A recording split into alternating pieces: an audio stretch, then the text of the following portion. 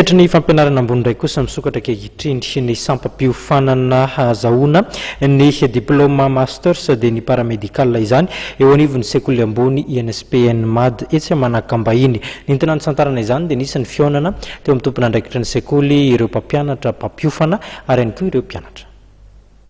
Araka ny efa nampahafantariny sekoly ambony sy miankina INSPNMAD azy telo volana laza zay dia manomboka ankehitriny ny fiofanana azahoana ny diplôma masters sampana Paramédical ao amin'ity sekoly ambony sy miankina ity. Voalohany eto Madagasikara ny toy izao ary fiaraha-miasa ny sekoly amin'ny société d'anesthésie et de réanimation médicale no nahitana izany.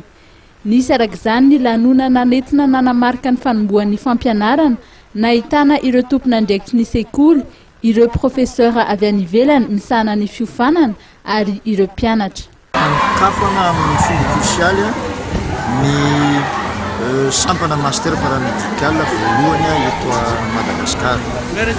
Izay dia ny faharoa fankalazana koa ny fiara-miasa eo amin'ny groupe INSPNMAD sy ny société d'anesthésie de réanimation de Madagascar izay tsinona fa 3P malagasy ary ny fahatelo dia ny fampisehoanay zany horetany horendanitra fa mendany amin'ny politika ny fanjakana amin'ny fandratrana ny système LMD eto Madagascar zay amin'ny fananganana an'ity niveau master paramédical ity. Andrasana aminay zany dia ny fanatanterahana ny programme sy ny stratégie rehetrarehetra ny fanjakana amin'ny fametrahana ny système LMD.